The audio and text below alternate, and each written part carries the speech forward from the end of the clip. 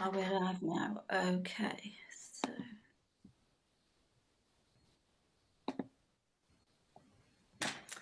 So hello everybody. Welcome this week to Flowing with the Spiritual Cafe. Good morning, good afternoon, good evening. Hello world. Today I'm really excited and I am honoured to have a beautiful guest, Midi Berry. And I want to share more about Midi Berry in a moment and share lots of beautiful, juicy information about her amazing journey here. Before that, I'd like to introduce my co-host, beautiful Arnie, and just want to get this right with Arnie because she was sharing with me today that her name, Arnie, means, let me get it right. What is it, Arnie? What does your name mean? It's beautiful spirit in Hawaiian. Beautiful spirit. So let's have a look. So Arnie Christie, beautiful spirit, is the founding director and president of the Ignite Your Light Coalition. She's a writer, public speaker, consciousness educator, and a retired attorney. So Arnie Christie brings more than 30 years of experience in transforming human consciousness into this cafe, and we're so honoured and grateful to have you here, Arnie. Arnie's vision is to help heal the sacred wounds of humanity, transcending suffering and bringing our highest gifts to the healing of our world. And we are delighted to have her here. And I just like to introduce myself. I'm Reverend Akusi Angel, founder and host of Flowing with the Spiritual Cafe, natural energy healer, angel minister, rainbow dancer, and clear angel channel. And I also have 30 years of experience in intuitive transformation and mastering the self, which is an expanding and ongoing experience, and is helped by diving deeper into the human design, gene keys, 7 sacred seals, and the art of contemplation. And all three of us here are diving deeper into the human design, gene keys, 7 sacred seals, and the art of contemplation, I believe, in our journey. Some of us are far more advanced in this than others. We'll talk about that in a moment. So I'd just like us to take a pause and connect. This is our time now. So let anything, any worries, any concerns, anything that isn't in a nice, relaxing place, to just hand them over to the angels today for now, for them to hold them in grace. And as we take a moment to pause, take 3 deep breaths, slow breaths into the belly. And settle yourself here. Just feel your head and your shoulders relax. Your arms, your torso relax. And your legs.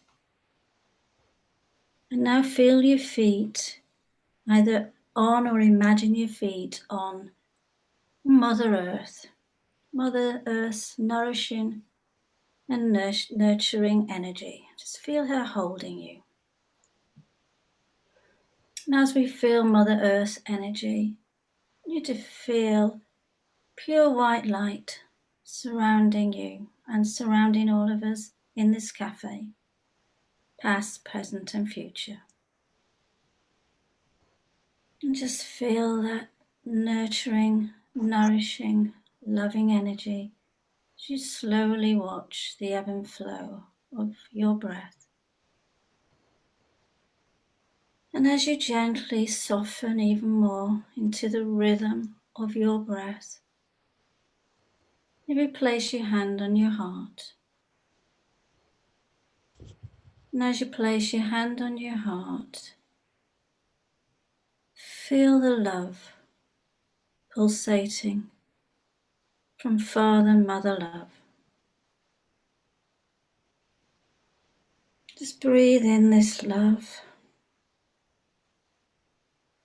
Just give yourself time to settle.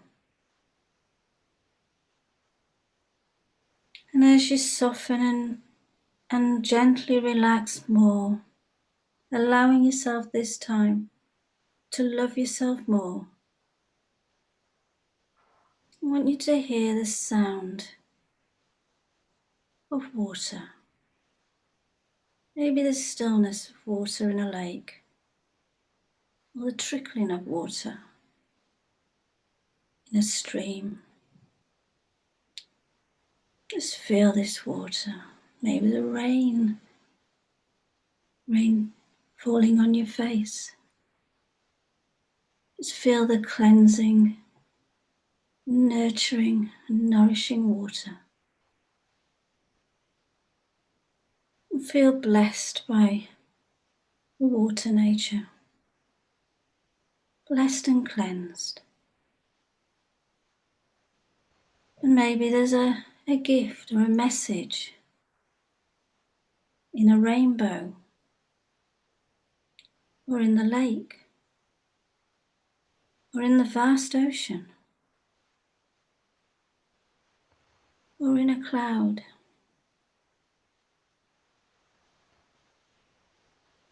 Just take this message and hold her in your heart. It's just for you. And take another deep breath and thank the water angels, the water spirits.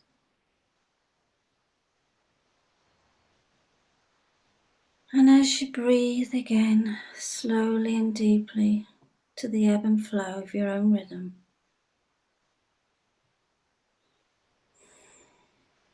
slowly come back and be present in the cafe. When you're ready, have a little shake. Shake your hands, shake your toes, open your eyes, come back to the room.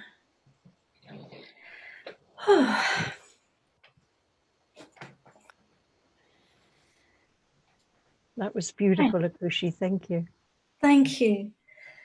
I thought I would bring water into our meditation today for a couple of reasons. One is that the first time I listened to Midi Berry, the first time I saw you was in an interview with Bella Crystal. And you were talking about the Sedna archetype and the ring of water.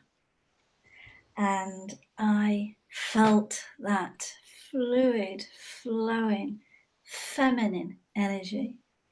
And I was just taken with you both, and especially you, Midi, because the ebb and flow of your energy was just so relaxing and beautiful. And I thought, I've got to ask this woman to come on and speak. And I didn't know anything more about you than that. And then you said you would be honoured to come in the show, and so I did some research, and then I found out that you have so many gifts, and you have done so many wonderful work, so much wonderful work in your life, and so we will talk more about that, and I will share that. I also wanted to say that the ring of water is the 2, and I'm an 8. My radiance is 8. So we have that in common, maybe. And also 1 and 14, which is the ring of fire. So we have water and fire here, so transformation. Okay, so let me just introduce you. Midi Berry, I am delighted to introduce you here. Grew up in a village called Bampton, near Oxford in England. And this is what she says. My dad was the schoolmaster, and our house in the centre of the village was a hub was the hub of the community. I loved village life and roamed the countryside. In the 17th century, I would surely have been labelled a hoyting girl. I wrote poetry. The winter sun was shining bright, the ponies prancing with delight, and short stories about school clocks, playing truant to catch tadpoles, and Arthurian knights rescuing damsels in distress. I was always the knight. I was always the damsel. My career as a storyteller declined from the age of 9 when I was given a pony. It crashed altogether at 14 when I outgrew my pony and discovered boys. 6 years at Cambridge University gave me a husband, my first son, 2 degrees, and honed writing skills. I researched and wrote papers for academic symposia, historical and socio-economic journals. In Thatcher's Britain, I metamorphosed from a university research and community development into co-founding and leading a 30-person European management consultancy where children and animals were also welcome as our clients. My writing stretched to accommodate business speeches, proposals and newsletters, book chapters on ethics and training manuals for organisation development. My fascination with Jungian psychology bloomed into work across several continents, from USA to Eastern Europe and Southern Africa, where I introduced psychological type and process-orientated psychology to people working in life and death situations to transform their lives, their communities, and their countries. After emigrating to Southern California in 2001, my Africa travel for development work continued for more than a decade. Meanwhile, my storytelling muscles began to flex again, perhaps influenced by the air in the City of Angels, where every other person seems to have a book or a film script on the go. The story behind the story, Knights of the Road, and I will post the Facebook and website details on the video. So the story behind the story tells how Knights of the Road came to be born. Having at last come out of the closet with this novel, I returned to the trilogy that germinated in the 90s during life on the beautiful island of Corsica in the Mediterranean. The Corsican trilogy is slow in gestation as it follows the cross-continental fortunes of a family caught up in the 18th century revolution in Europe, America, and Australia. Midi Berry's life has taken many twists and turns since 2015, when she accepted an invitation from Richard Rudd, Gene Keys, to co-found the Gene Keys Society. With its international core, multilingual matters, her novel writing has been suspended. With Richard and colleagues, Midi Berry co-led the first Gene Keys Ambassador Programme retreat in Scotland in 2019, and last year travelled to Scotland, Germany, Czechia, Hungary, and Russia to work and play with Gene Keys' friends.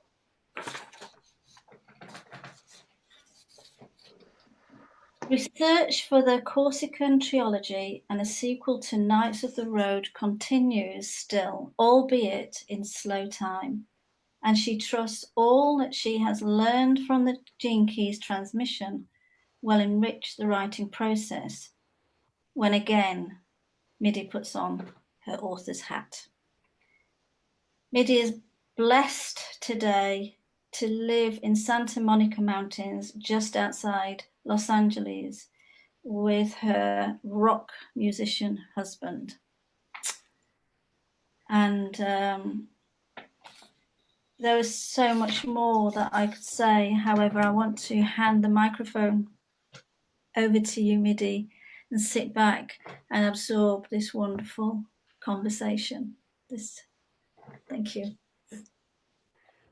Oh, Akushi, you've just taken me on a journey through my life, huh? Wow. Thank you so much.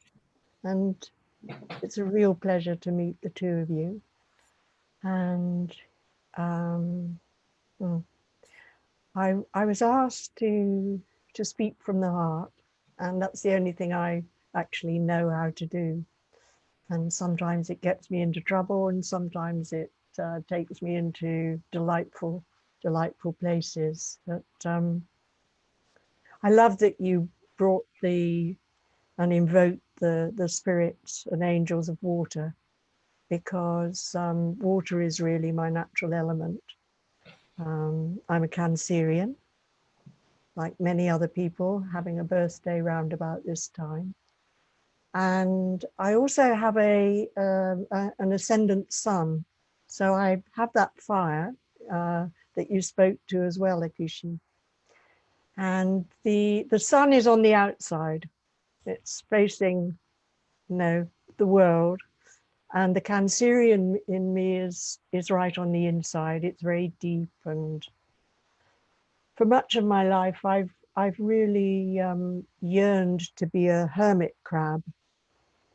And in human design terms, I have a 2-4 profile for those who know human design. And for those who don't, what it means is I am a natural hermit who is constantly being pulled out into community. And I think that's been the pattern. If I look back over the many, many years I've lived so far, that's been a real pattern, wanting to be alone and in my glorious hermit world, and then being called out and having no choice but to follow the call, and being called out by my heart. So I have no career path. The path I've lived has been delineated by falling in love, and I've fallen in love with people. I've fallen in love with projects. I've fallen in love, especially I think, with place. So where is my heart today? Well, my heart is very much in the present moment, in the world.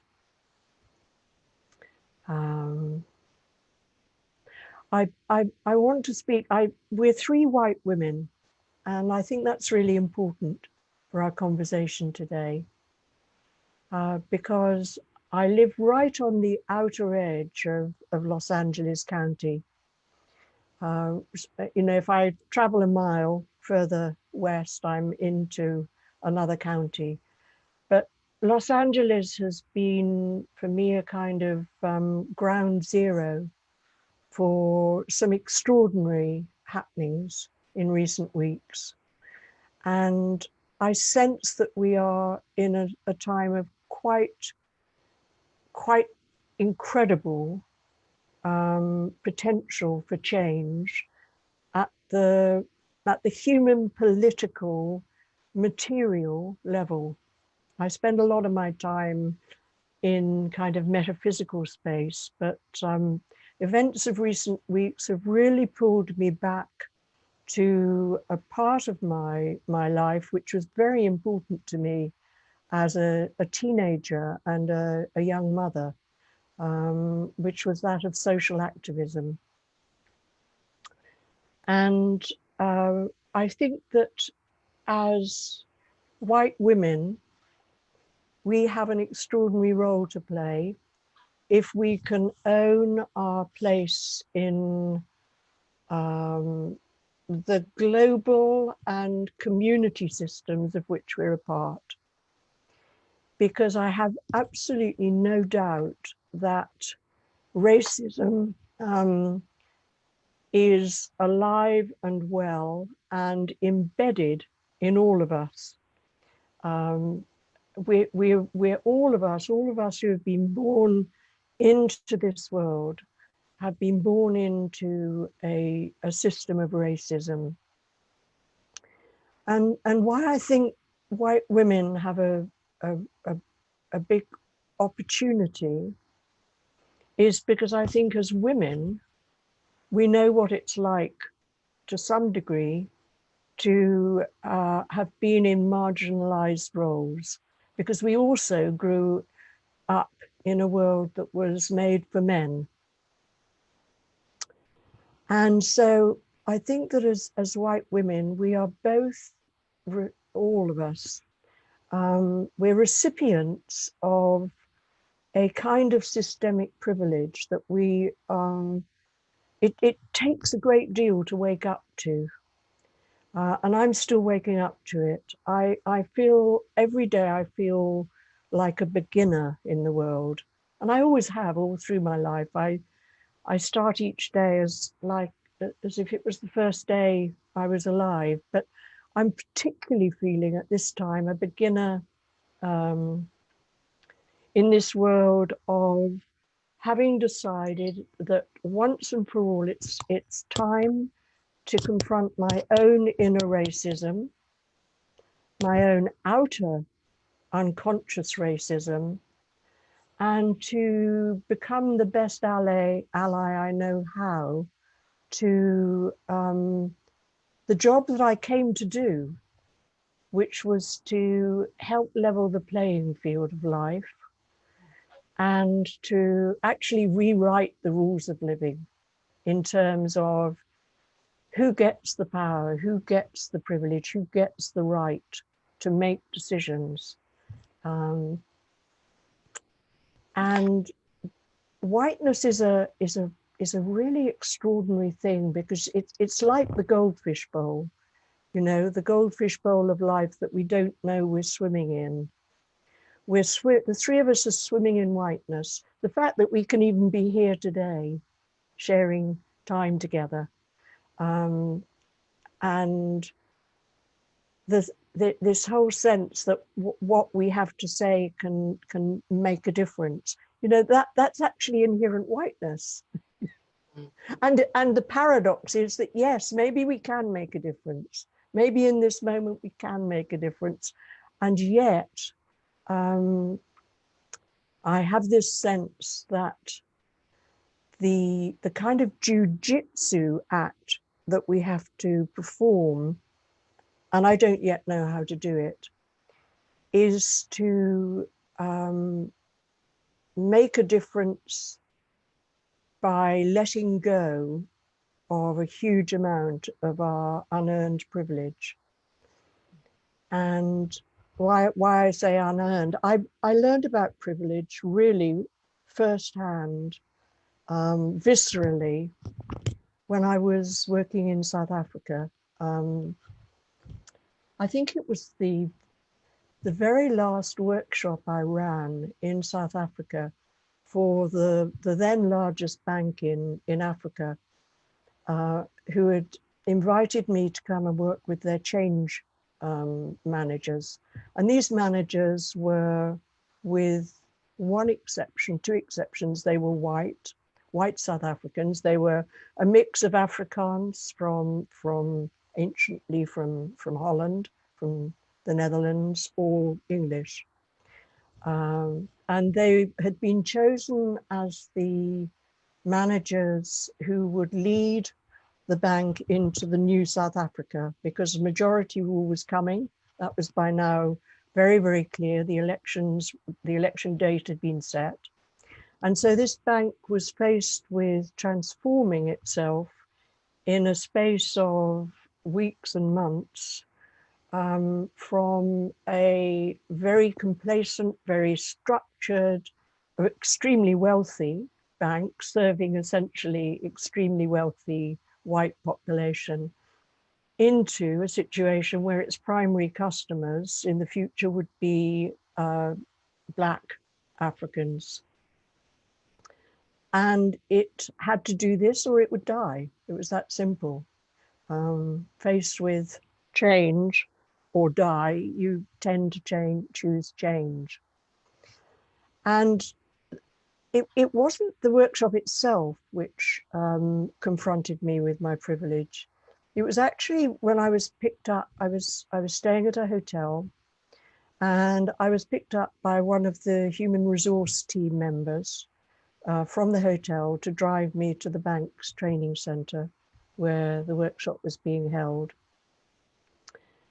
And she was, I'd met her, and I'd met her in the workshop, obviously, and she was a very, very bright, smart, just beautiful, beautiful young woman.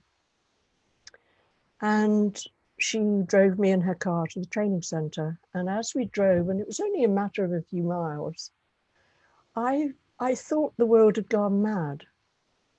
I'd been driven to the workshop 3 previous days, and it had been a typical Johannesburg morning, and the traffic had been pretty well behaved and people had got where they had to go. But on this particular morning, it was as though I was in a war zone. People were cutting in, people were tooting their horns. And I looked at her at a certain moment, I said, has the world gone mad? And she looked at me and she said, have you ever been driven by a black woman in a red sports car in Johannesburg? This is my daily drive to work. And I was shocked into silence.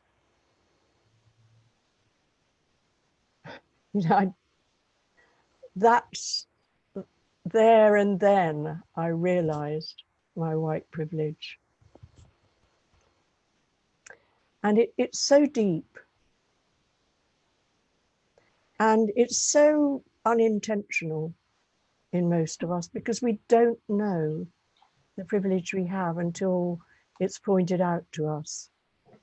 Listen, if I could just interject for a second or two, I don't want to make it about me. I just want to share with you that actually my father was brought up in India as Anglo-Indian, which is a story in itself. And I learnt as a very young child racism because there's 6 of us, they were brought up Catholics. And to cut a long story short, he came over to England to visit his parents in 1947 when India went through the partition. However, my ancestry, my great-great-grandparents are Armenian. Yeah. So we can see how they were dispersed, and I can see, I've looked in my ancestry that, I have a missionary there, and I can see how it all came about, and how as a child with an awareness and a knowingness of something I didn't understand, I had this deep connection with injustice. Interestingly, my pearl is justice. Oh, beautiful. And there's different degrees of color in my family, fair to darker, and different types of hair from curly to, and depended on how much racism my siblings received. But it was my father who I saw his heart broke, because he grew up in the British, when England ruled, and he was more British than the British. Oh. We were told to have very strict upbringing because he was brought up as an Anglo-Indian.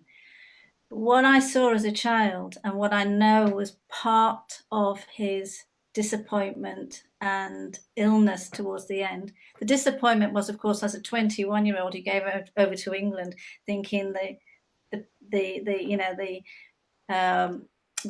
roads were paved with gold. And as an intelligent, educated man, he thought he would do well here. And in fact, he couldn't get promoted as a biochemist. He stayed in a low-paid job until he went back into the Navy. He was an officer in the Navy.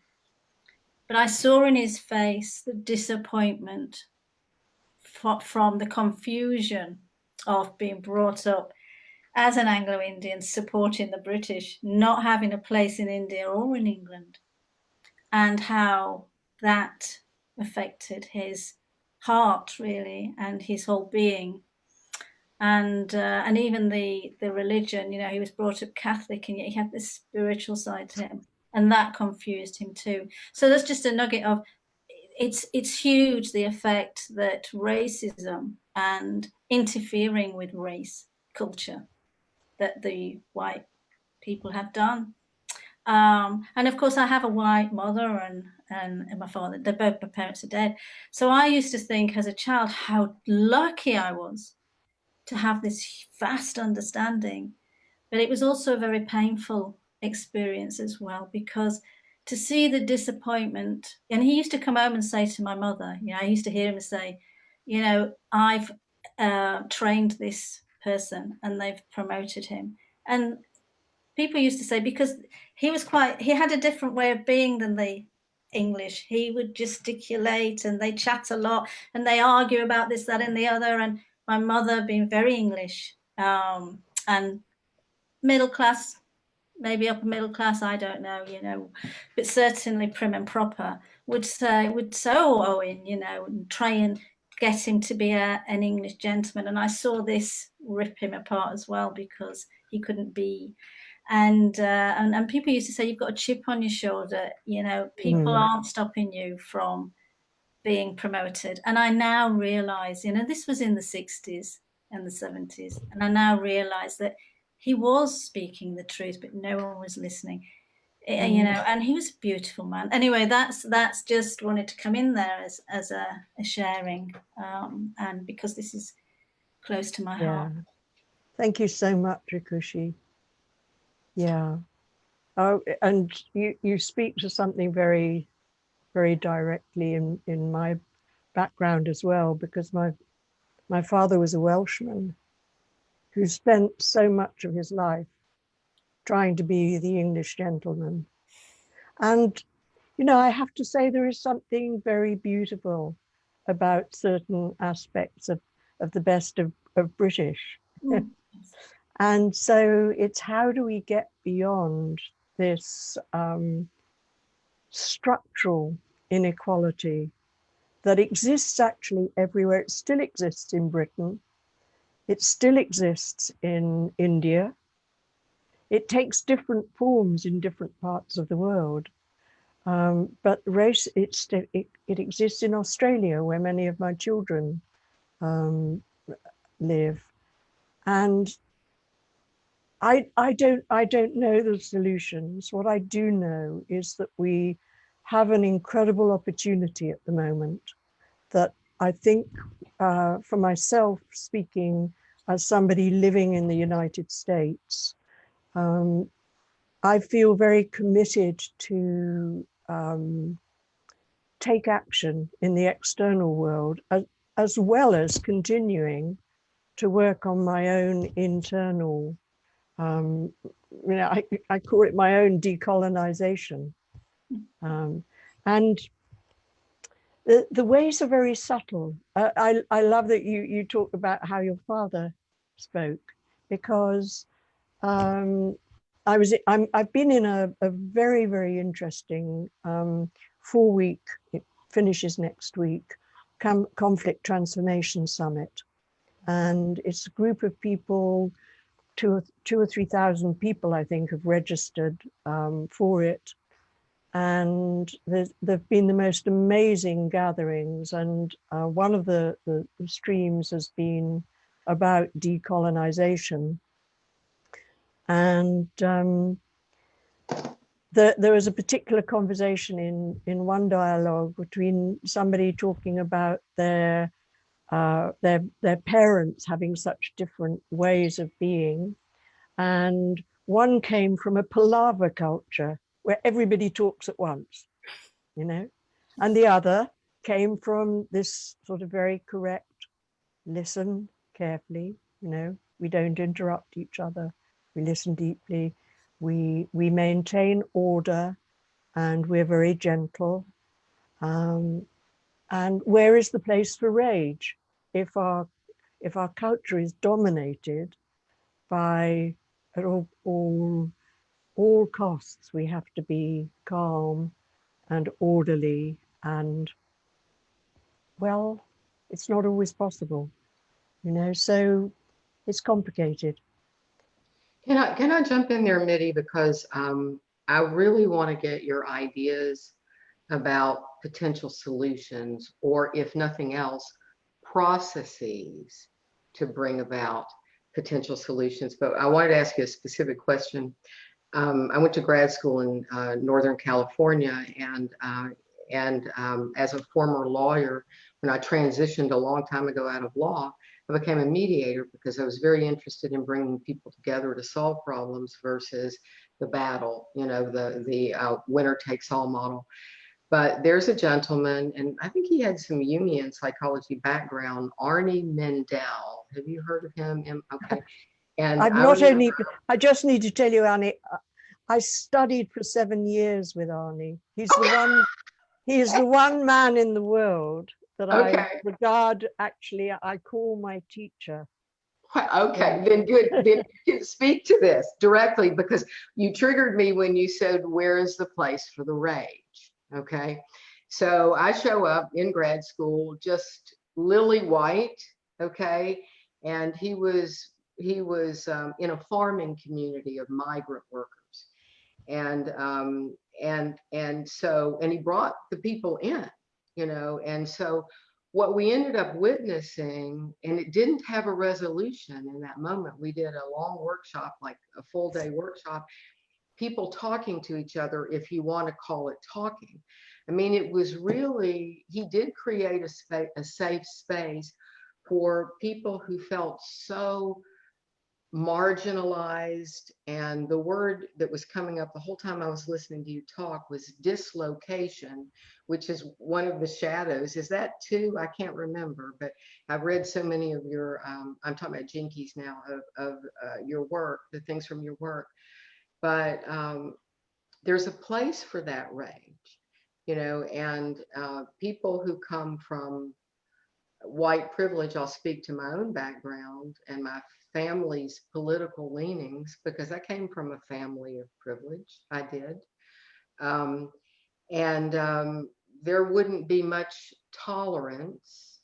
It's like express yourself to a point, to a safe and comfortable point, you know, and then now, in the aftermath of the George Floyd, I'll call it murder, that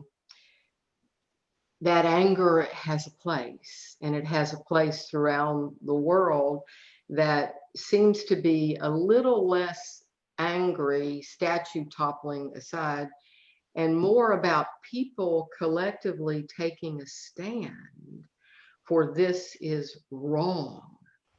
This is wrong, and we're not going to be afraid to talk about it openly, even if we get sick from the coronavirus. I mean, it's so important we're showing up. And I think that's one of the most beautiful things that I've seen. So I've thrown a lot out there, but tell me about what you see, especially with your background with Arnie, giving a place to process this pain, which is critically important. How do we, as consciousness educators and facilitators, how do we go about doing this? I mean, the stages. Okay. The first thing for me to say is that from my perspective, we don't know how to do it yet, because if we did know how to do it, we'd have done it. Okay. So we're all learning. We're learning as we go.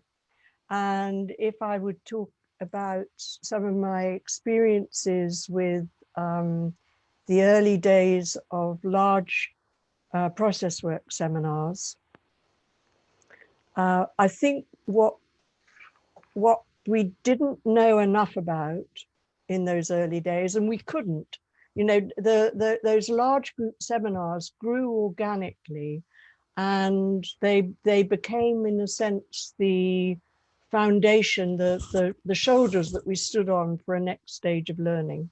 What I think we didn't know as a kind of body of people caring about this stuff enough about was the effects of trauma, personalized trauma.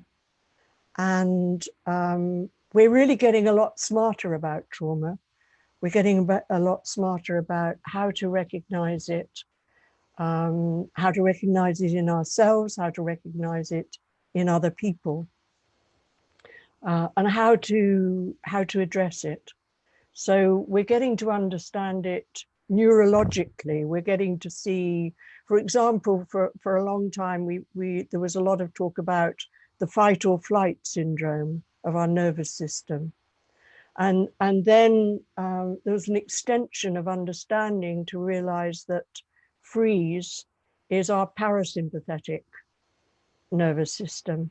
So, and what happens to the body when you freeze is chemically different than if you're in fight or flight mode. So learning all of that, learning about our own trauma is probably the single most useful thing I think many of us can engage upon at the moment. And what happened, you know, I can imagine, I wasn't at that particular event, but I can imagine from other events I was in that people's trauma was activated, was triggered. Yes. And if you just focus in a large group on the marginalized group's trauma, then you're leaving out of it the mainstream trauma. But what is, I don't know whether I've got the words, I don't know whether I've kind of grown enough yet to be able to describe this clearly, but I'm going to give it a go. I'm going to try. If I'm in a system where I have a lot of unearned power, I'm part of the mainstream, even if I don't know that I'm part of the mainstream. But if the whole system is operating to keep the mainstream safe and in place, then if I get triggered, if I get traumatized, I'm going to make demands upon the system that will reactivate the trauma of the marginalized, the ones who are actually the marginalized, in a sense, I don't like to use the word, but in a sense, the victims of the system. And one of the most common patterns of racism is how the mainstream group, at a certain point, if it feels its power base is threatened enough, it will play the fragility card. When the marginalized group it's been living the fragility card, it's been living that trauma. And we get into a kind of catch-22 situation, because it's then whose trauma is bigger, you know, whose trauma it has the right to be heard. Yeah, whose trauma is more important, Yes. And then the prevailing or the party in power, or then they define that, they determine that, yes. Of course, it's them. Yes. So okay. So how do we acknowledge that where whiteness and blackness are concerned, which is this is the kind of shorthand way of describing the racism in the land where I have my feet. I think the white people have to do the work amongst themselves. They cannot expect a marginalized group. You know, what will often happen will be you'll get a white group of people saying to the blacks, well, tell us, you know, educate us. And so you're asking the victim of the situation to teach the victimizer. And although we whites don't intend to be victimizers, it isn't our intentions that are the issue. It's the effect of our intentions and the effect of our unconsciousness. So I think it's, you know, the reason I speak today, and I need to apologize to you, Akushi, because I was reading you as a white person, and what I'm hearing is that you are actually both white and not white, and you're speaking to an anguished part of the racism story, particularly if we get into this polarized situation, because as I hear it, where are your loyalties? Where are your roots? And I mean, I remember with a lot of poignancy, the pain expressed to me in some one-to-one work that I did with coloureds in South Africa, who were in exactly that situation. They were neither white nor black in those years leading up to majority rule. Where was their place? Was their place to conform with the white people who had accepted them enough?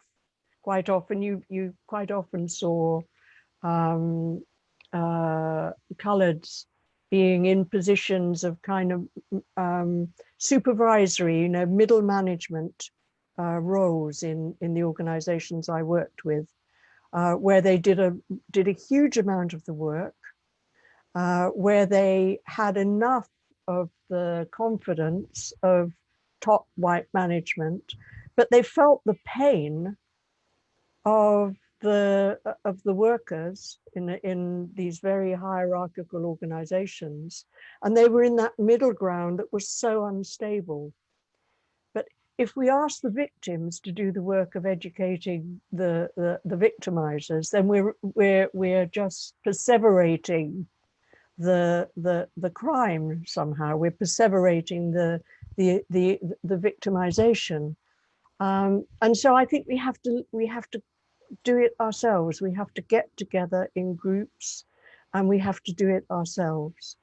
And you know what is becoming very useful is there is a lot of really useful research going on to identify what are the recurrent patterns, not just in the individual, where you know we can do our self-illumination work, and we can even do to some extent our one-to-one work with another person who's willing to do it with us.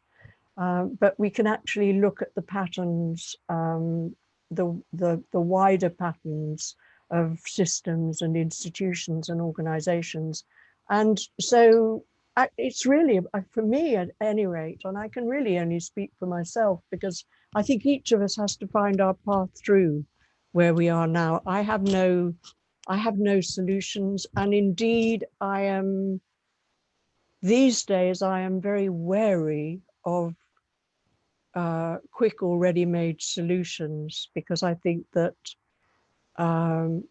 my experience is that we are in unknown territory, which in and of itself can trigger trauma for people, because we've, you know, the dominant mainstream has kind of lived with at least the illusion that somebody's in charge.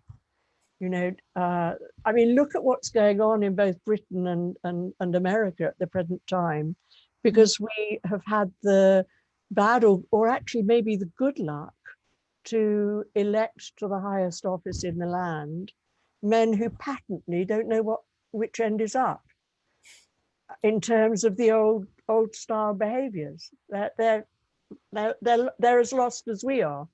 And they're doing this pantomime of they've got the top job, and so they're going to prance around on the stage, but they're actually as lost as all of the rest of us. And maybe that's the healthiest thing that can possibly be happening to in terms of breakdowns of systems of government. Mm-hmm. One of the things, I'll go back to Arnie, because I have to say, one of the delights for me of being in this conflict resolution transformation summit, after many years of being away from process work, is to discover just how robust and useful the basic tenets of process work really are. And what I learned, particularly from Arnie and from the friends I also learned alongside, was really to track process, to track signals in the moment, to notice what's happening, to notice what's happening in myself, and to notice what's happening in different channels of information in the moment. And what Arnie uniquely brought into my life, in many ways, he was my lifesaver because of the particular circumstances of the way and the time and the issues I was facing when I met him. What he brought was this sense of warmly wondering what's happening. In other words, become the research scientist and notice, because that's what was his background. He was a physicist before he became a psychologist and a shaman as well.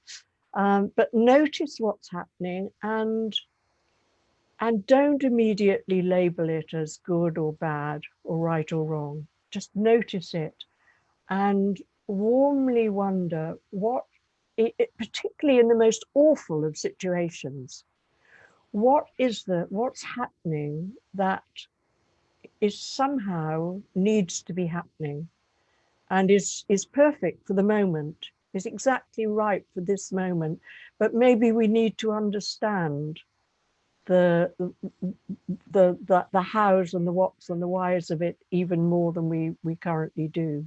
And I think that's been I've discovered really recently how embodied that is in me, to when something happens, unless I get triggered into my old trauma patterns myself, then just staying present and noticing and just asking myself, what's magical about this present extraordinary moment, and what is it that is trying to emerge here? You know, what does that make sense to you? Yes, and you know, not to change the subject, but this does sound quite a bit like contemplation, you know, in the Gene Keys with Richard Rudd, where you look at it without judgment, accept, allow, embrace, if I got that order correct, and just allow it to be without reaction of any kind, really, so that you can see it, feel it, be informed by it, and just sit with it long enough to maybe have it change you in some way. So, and I know we're going to talk about the Gene Keys in a little while, but I wanted to make two comments just for the record and for anybody who's listening. I'm going to post, can't remember the name of the book, but I'm going to post the name of a book. Have you ever heard, Midi, of, he's the former head of the American Association of Humanistic Psychology, and his name is Steve Olwein, Olwean. And I went to a conference and spoke the year after I graduated in St. Petersburg, Russia, that he put together with a Russian psychologist to bring people together, to understand the other and how to relate and how we're the same and how we're different. And in small groups and whatever, and it was a magical experience, but that's not what I wanted to bring up. He has recently, he's now on the faculty of the University of Michigan, and in collaboration with other conflict resolution psychologists and deeply spiritual people over his lifetime, he's written a book about trauma and understanding how to heal trauma between and among the races. So, and I can't remember the name of the book, but I'm going to post it since you brought up this beautiful topic because I think he lists a lot of the organizations around the world that are doing this kind of work. So anybody who's listening, and I'm listening to you, Midi, you know, that's a great resource for the, you know, to hear from all the different people around the world that are doing this. So I will post that, Akushi, on the page. And there was one other thing I wanted to just say quickly. I'm involved in some groups here, and I'm in Florida, Northeast Florida, and there is a group, it's a relatively conservative area, but there's a pretty liberal group that is very active in our area. And they do a lot of interesting things, which includes bringing people, Black and white, together. And they did a conference 2 years ago. And so I only went to one of those conferences, and here are a couple of the insights that I had. Number one, there were more white people than Black people. It's like we wanted to be there, but maybe we hadn't created a safe space, is one idea, for others to be there because it didn't feel right to them, or for whatever reason, fewer came. That was one. Number two, I just happened to sit in a part of the room where someone came in late who was an African-American male about my age, who sat right down beside me with the most beautiful winning smile, you know, and something that someone said about how we come together and see each other's deep humanity, and regardless of the outer differences, and that use that as a motivation to want to change and be part of the solution because we're really all the same. And I know that you're a big proponent of unity consciousness, and that's what I'm talking about. So I felt motivated. I just jumped up in the middle when people were sharing. I didn't know anybody there, and I was a little shaky, you know, and I talked about, I'm a recovering person, and that's not the point, but what I'm saying is I had a lot of trauma 30 years ago that brought me into the spiritual path. And so the very early parts of my spiritual path were recovering from addiction, you know, which put me in rooms with a lot of different people who were not like myself in any way, except that we shared our brokenness, a certain shared brokenness around a certain subject, you know, and there was more healing in that room than I have ever seen any place that I had ever been before that time. And these people became my brothers and sisters, regardless of what we looked like on the outside and the differences in our life stories. But here's my point. So I jumped up and I shared that, and how one of my best friends is Black, and helped me found the nonprofit organization that Akushi mentioned, the Ignite Your Light Coalition, in 2014, to be a force for transformation because we'd experienced that together on so many different levels. So I shared that story. Maybe that was my white privilege, just wanting to do a mea culpa or something, you know, to talk about my friend. I don't know.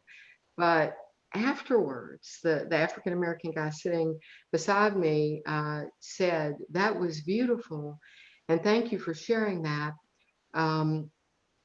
But I don't think I could ever feel that liberated as to be able to stand up in a room full of strangers and speak from my heart in the way that you did. Thank you for doing that." But what he noticed was how little freedom he felt. Although he's very intelligent, went to school, has numerous degrees, the lack of freedom, and I don't know if you want to comment on this, but it's how could we possibly feel free to do that, to be ourselves, to not play a role and try to fit in like Akushi's dad felt he needed to do, that kind of thing, like a lot of women felt like they needed to do if they were working in corporate America, like I felt that I needed to do. You know, how do they get to that point of freedom to be themselves?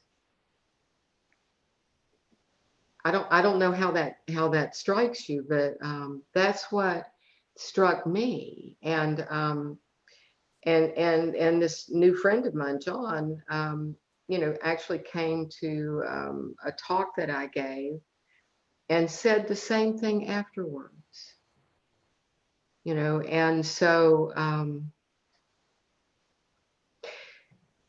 okay, I'm really not sure how to close this except to say this. The gene keys and process work and deep psychological work that most everybody that comes into the gene keys and is attracted to this kind of work wants to do, and has. Richard will be one of the first people that will say, and you know, we all have the privilege to do that. He uses those words, you know. So we've had lots of years, a lot of us, because of that, to be able to go deep within ourselves, to do all this work that allows us to have the freedom of self-expression and self-love that probably doesn't exist. How could it? You know, if you've had a lifetime of trauma, unhealed trauma, going back to your point about the need for process work, unhealed trauma, and depression. So, and help me with this because, and I've said this before in another talk that another gal that came on the show, sometimes I don't want to fall out of spiritual optimism for the progress that we can make, because just healing as a world, individually and collectively as a world. But if I look at how many decades it took for me to get to where I am now, I mean, it's, and I'm not a slow learner.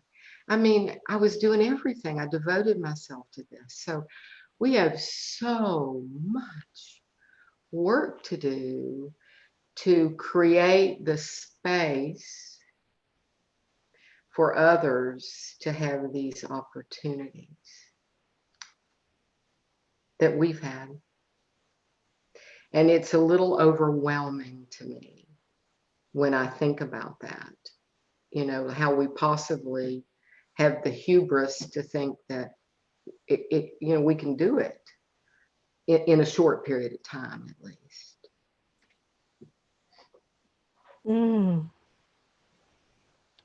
Well, what you say touches me, Arnie. And as you say, so many things that I could respond to.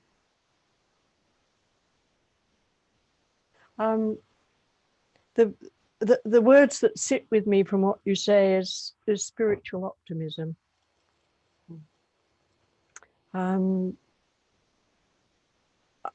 My own sense is that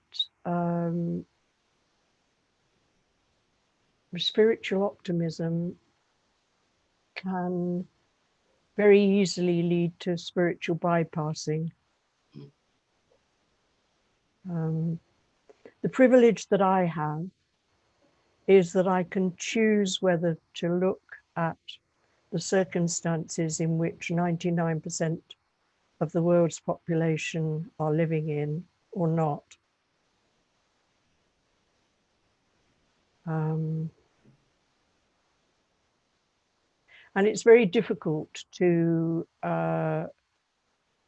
require myself to look at that which is difficult. Sure. And yet, I was reminded yesterday in a decolonization session of a moment of personal learning for me, very deep personal learning. Excuse me, I learned a lot from living on the island of Corsica. I was incredibly fortunate to be welcomed by a group of Corsicans who, they were Corsican, their families were Corsican for as long as any of them could remember and beyond. So they were, and the thing about Corsica in the 80s when I first went there was that it was still remarkably untouched by many of the worst aspects of European, Western, modern culture. And so I was welcomed by this group. My husband and I were both welcomed by this group. And they were doing all kinds of incredible things. And I was learning a great deal from them, both about Corsican culture, about what it means really to live still in relationship to nature and to be in awe of nature. You know, but traditionally Corsica is an island in the sea of the Mediterranean. That people joke that it was God had some mountains left over when he finished creating the Alps, and he dropped it into the ocean because it's truly a mountain in the sea. And to survive on a mountain in the sea with harsh winters and thin soil, you have to rely upon community. And the community aspects of Corsican life reconnected me with that which had been cut off from my own roots and my own Welsh origins. And there was a day, among the many other things that this group organized was world, if you like, a world music festival, traditional music from around the world. And we went into the headquarter office of the group, which was, I say headquarter office, it was a 13th century citadel, and it was the old powder house where they used to keep the powder and the cannonballs. And we went in, my husband and I, to meet everybody who was sitting in total gloom. And very quickly we learned that they had lost a grant from the central French government that would enable them to invite a whole bunch of singers from different places around the world and pay for their airfares.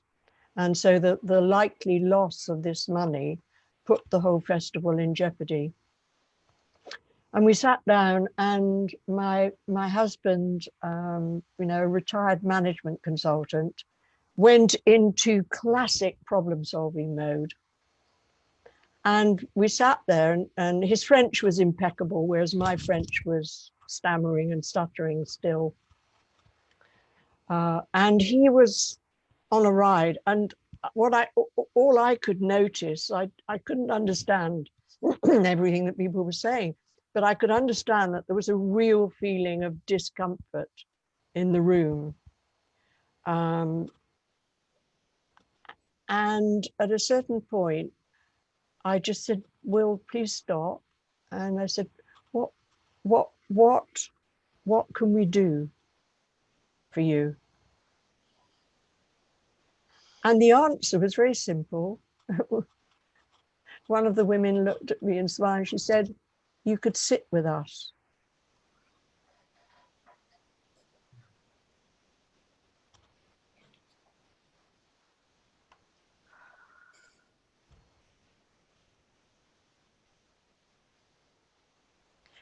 So I noticed that I'm not, are you either of you speaking? Because I'm not hearing that from, oh yes, I do have, yeah. We were So it was silence. so deep, that was so deep, we were just silent. Yeah. Yeah, yes. You know, it's like one of what mainstream culture, modern, and it's the Northern and Western cultures have done is that historically we have cut ourselves off from feeling, because feelings are awkward, they're messy, they get in the way of efficiency. And what my Corsican community of beloved friends helped me to do was really reconnect with my feeling. And I sense we're in a time, I don't know about you, but I sense we're in a time we've got one paradigm collapsing. We've got a whole way of organizing societies around the world that is patently broken. It doesn't work anymore. And societies seem to be divided between those who are desperate to get back to life as normal. You know, when can we get the economy moving again? When can we get back to all being together and this COVID business be over? When can we get the vaccine that will cure the pandemic, that we can all get on with life as it was? And another group, very diverse group of people who feel actually we're not going back to normal. And why would we even want to go back to normal? Why would we want to go back to a system that is functioning in such a way that there is such gross inequality and such gross injustice? And it doesn't matter what country we're in or what part of what country we're in. You know, that is the reality of what we've reached as humanity. And so we're looking for another way. And some of us may even think we've got the answers, and maybe some of us have. But I don't know how the future is going to unfold. I do know some things for me that have been helpful to enable me to reconnect my spiritual self with my activist self. For some years, those felt like two different parts of Midi. You know, I could do activism or I could be spiritual. And what I've concluded is that actually I have to be and do.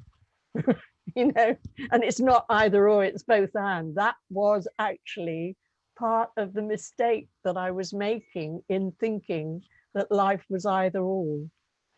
And one of the things that actually enables me to have retrieved and reclaimed and renewed my activism is in part what I've actually learned through these years of you know, personal spiritual inquiry. But the other piece is really to face my own death every single day. Because if I face my death every day, I don't do it as a program, but it comes up a million times a day in little ways. To just die to the present moment, to die to any kind of program that I'm on, and just stay with the now, stay with what's going on between us here and now. And I, you know, that again, I owe to process work a way of facing my own death. At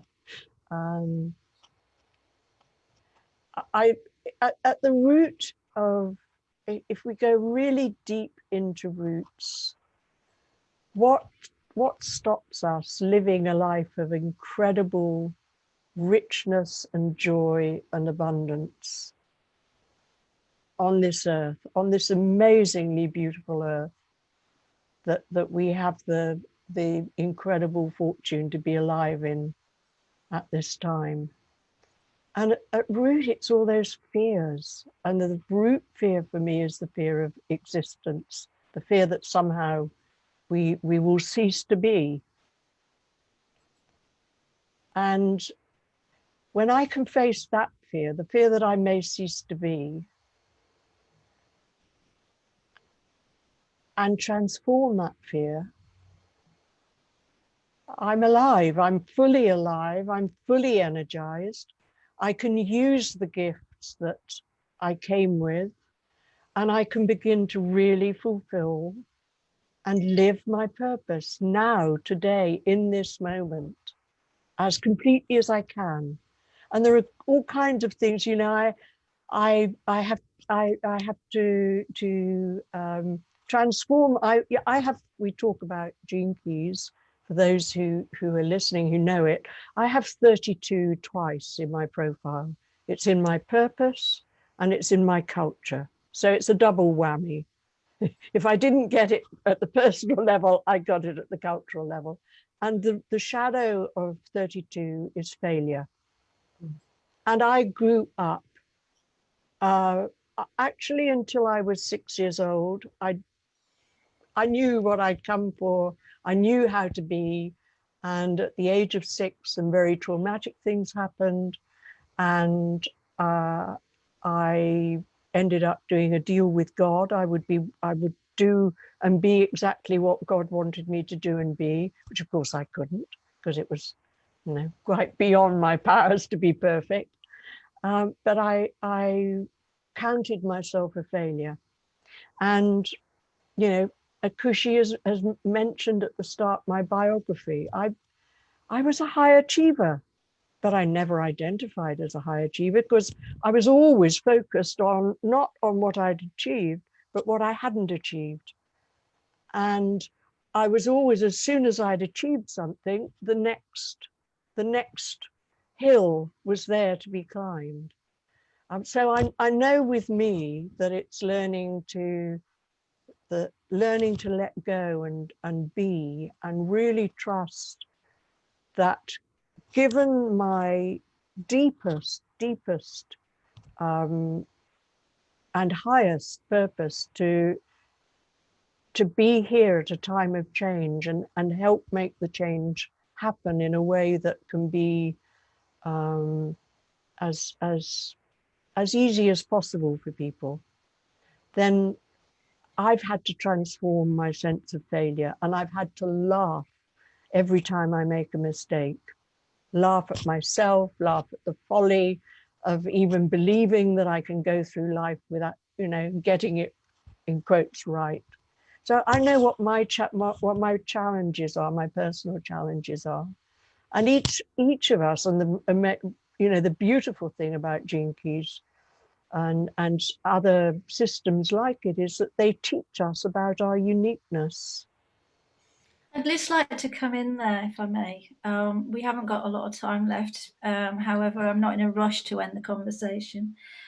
I just want to come in there and say, you know, for me, because you're talking about the fear, for me, I have the fear of making a mistake, the fear of getting it wrong and causing even more harm, but more so the fear of me making a mistake, because I have another minority, dyslexia, and it's a gift. It's a gift, but in my day, it wasn't a gift. It was a disability. And I was a beautiful storyteller, because in literature, they weren't so much focused on getting the words right in the right place. It was more about the story, and I'm a beautiful storyteller. But that was crushed for me at a very young age, because I couldn't read and write in the way that it was given to me. And it wasn't until I later on discovered that I had dyslexia, and then, you know, I learned the gift of that and my other gifts and talents. And in a lot of ways, it served me well, because I daydreamed a lot and I played a lot and I went out in nature, and I learned to listen to the essence, and I learned to listen to people and watch people and study hard so that I could understand what was going on, because I was very bright, and so I managed to hide it. It was in my day quite often a secret disability, because we hid it. But there was that fear that I would get found out, that I would make a mistake, and so I hid for many years. And doing this cafe for me is part of my healing the trauma. You know, coming on, speaking with beautiful, articulate intelligent women and men that have come on and having my space. And it's interesting, this is where I want to come to. It's interesting because my purpose is gene key 14 and the gift is competence, and my attraction is 62, which is impeccability. And when I am talking about something from light, from love, from the light within, I can be impeccable in the way that I speak. However, you will see if I write posts, there will always be errors in there. And I have learnt, fantasy being my culture, that and humility is my vocation and core wound. I have learnt that it's okay to get it wrong and fall down, because the jewels in there and the lessons, the gifts in there are bounteous. And you know, going in, what I've been listening to you and what I've taken from this is that, you know, to listen to people. And this isn't exactly how you said it, but you said, you know, to freedom is what is the magic in the moment, without judgment, whatever that form it comes into, or sound, or what it looks like, how it sounds.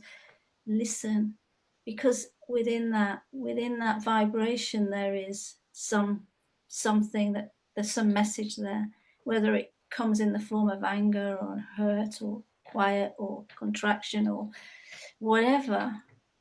And I'm learning within myself. I was a very angry child, because I had all this light and love and intelligence, and yet I was seen as an idiot, stupid, the wrong colour, the wrong size, the wrong gender, whatever.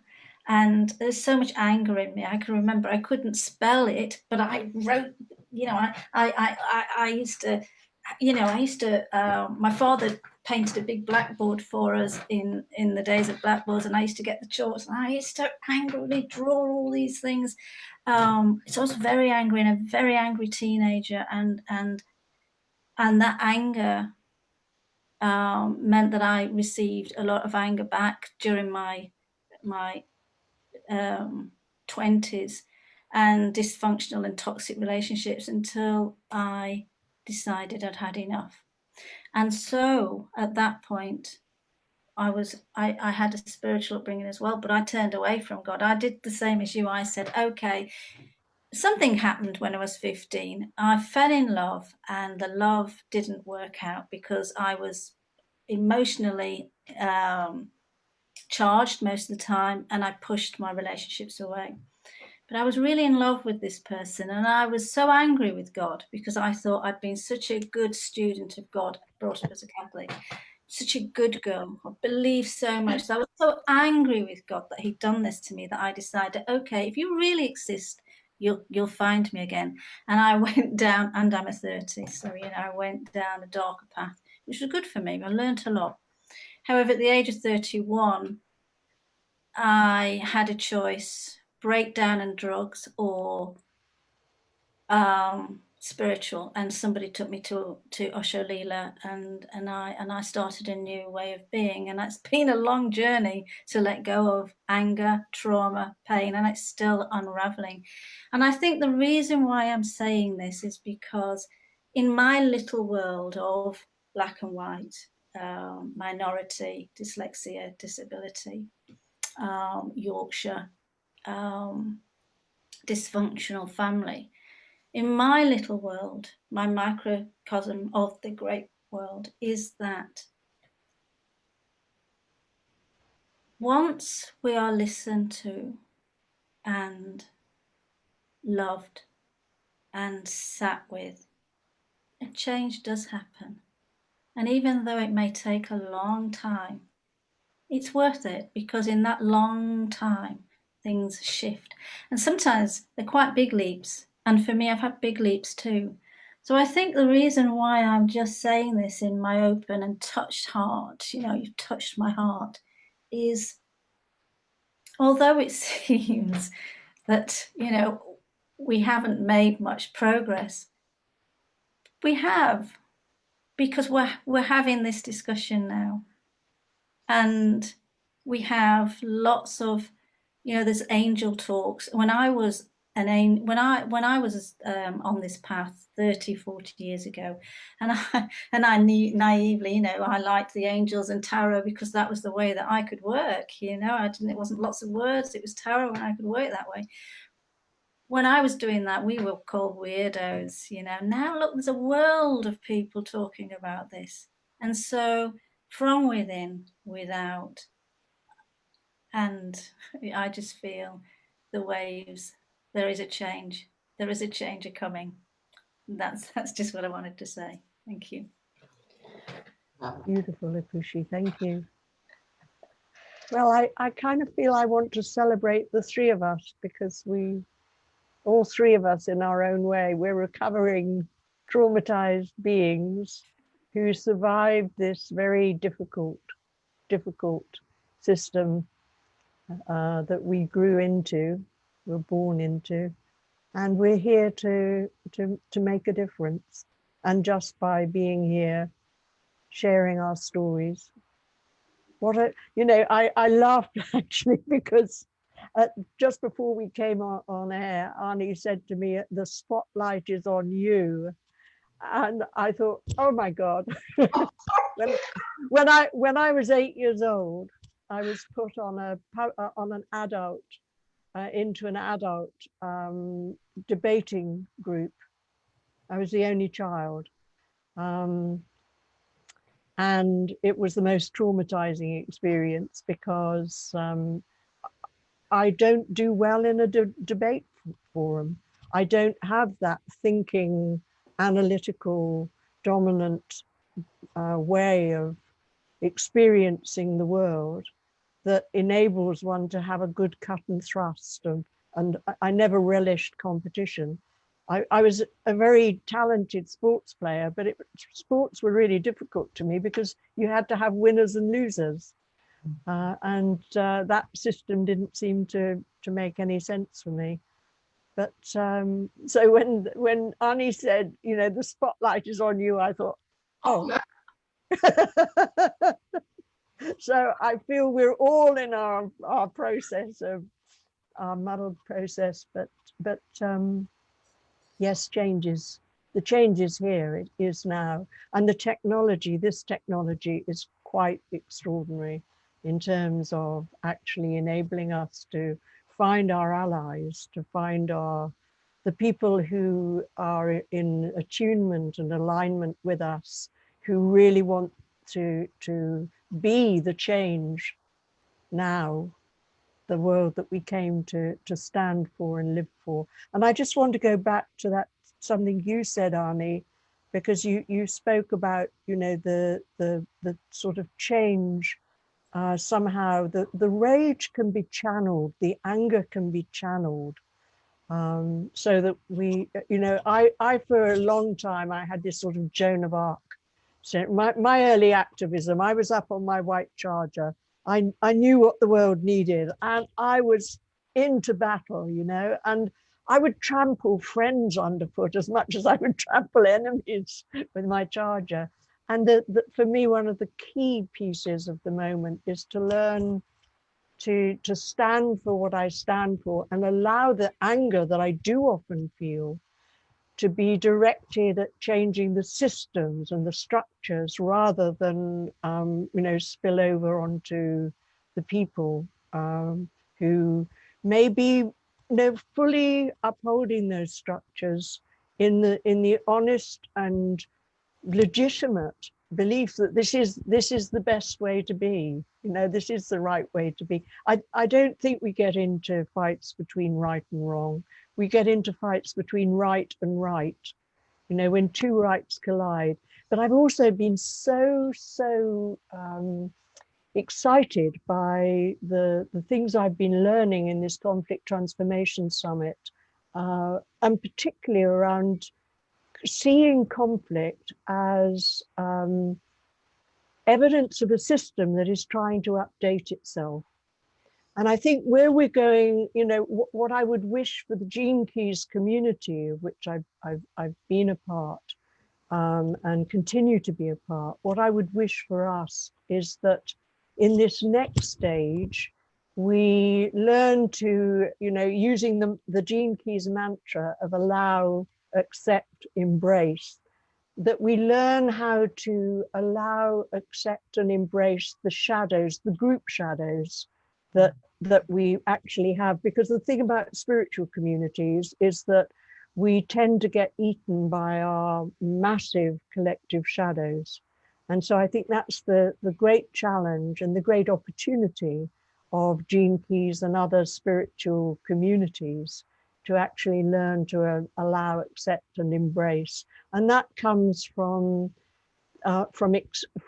truly empathizing with and feeling compassionate towards that with which we find ourselves in conflict in the moment.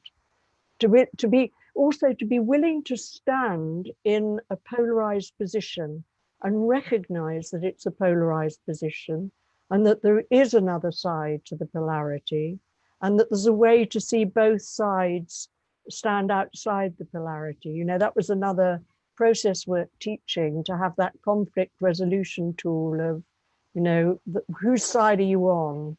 And all you have to do with that is notice, am I on my side? Am I on my opponent's side? Or am I in that position of standing outside and seeing both sides and being able to meta communicate about the whole? So that's one tool that I've kept through the years, and it really helps me when I get stuck. That's wonderful. Thank you so much, Midi. This has been fantastic. And maybe there's a workshop coming that you might co-lead on the very subjects you just talked about for the Gene Keys community. Just throwing it out there.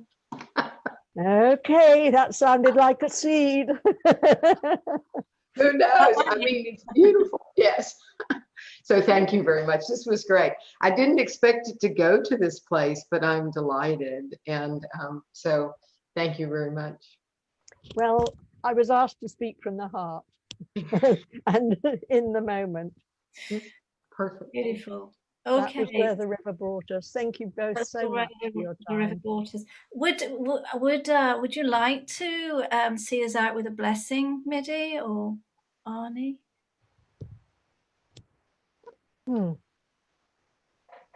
I've got just here, let me just see. I'm going to open at random. And after the blessing, just to let you know, I just want to say thank you to the listeners here, and past, present, and future. It's been a wonderful conversation, and we'll see you next week. I really am so touched and in my heart in this moment that there isn't really a lot else I want to say, unless anybody's got any announcements. I would just like to read from Richard's 7 Sacred Seals. Beautiful. I'd love to read the prayer of thanks, because I've so enjoyed my time with you. Thank you. So, thank you, my Lord, my face, for pouring into me, for ladling your love into my heart. Thank you for each happening in my life, for offering me the chance to pocket your grace. Thank you for waiting for me when I forget who I am, and even when I forget you. Thank you, my Lord, my heart, for constantly cradling me in your tender mother's arms, and for each day of my life in this luminous world. Thank you, thank you, thank you. Thank you.